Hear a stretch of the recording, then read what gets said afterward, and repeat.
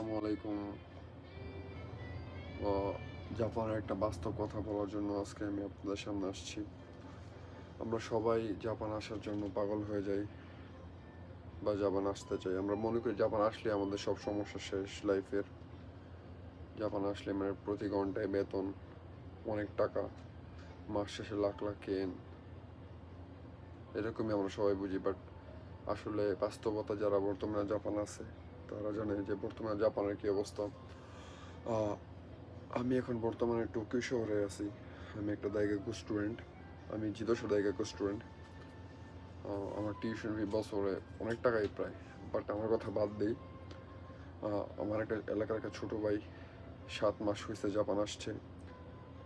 সে সময় একটা জব করে। তার বাবা আমাকে কিছুদিন আগে কল দিয়ে বলতেছে যে সে নাকি 7 মাসের মতো হয়েছে জাপান আসছে, অনেক টাকা রেন করে প্রায় তার জাপান আসতে 19 লক্ষ টাকার মতো লাগছে।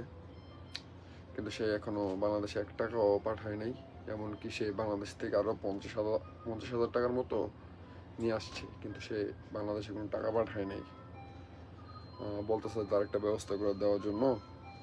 তারপর ও আমাকে কল দিচ্ছে, বলতেছে যে ওর কাছে টাকা নাই, টিউশন ফি সামনে, আমি ওকে হেল্প করতে পারবো কি না।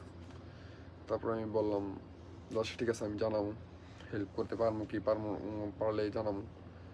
তারপরে আজকে হঠাৎ একটু আগে আমি কাজের ফাঁকে আমি ফোনটা বার করে ফেসবুকে ঢুকলাম, ঢুকে দেখি সে আইফোন 17 প্রো ম্যাক্স কিনা দিয়েছে। আলহামদুলিল্লাহ, একটা স্বপ্ন পূরণ।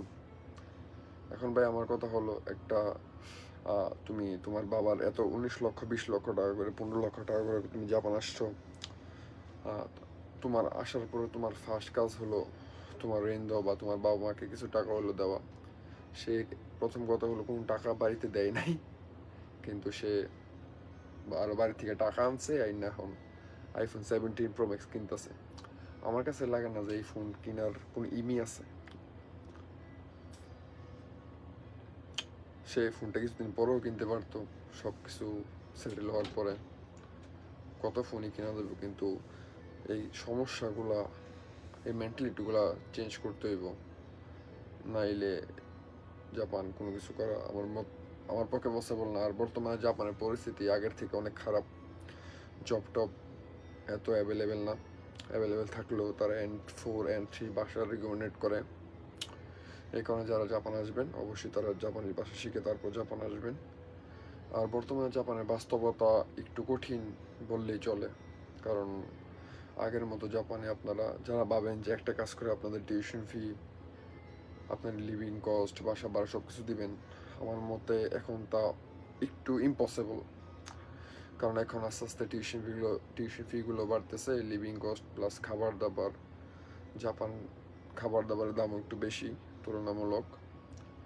তাই যারা জাপান আসবেন তারা অবশ্যই বাংলাদেশ থেকে N4 কমপ্লিট করে আসবেন, যাতে আপনারা এসে এখানে আপাতত সাধারণ যেই মানে কথা বলার স্কিলটা ওইটা আপনারা আয়ত্ত করতে পারেন খুব তাড়াতাড়ি।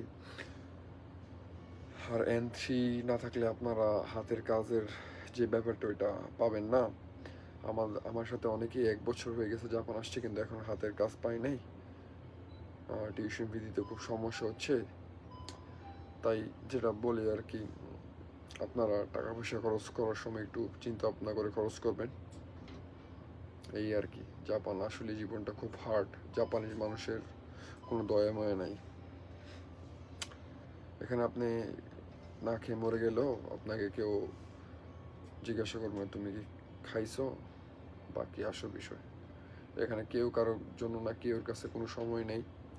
এখানে আপনাকে সাধারণ কথা জিজ্ঞেস করার মতো তো কেউর কোনো সময় নাই।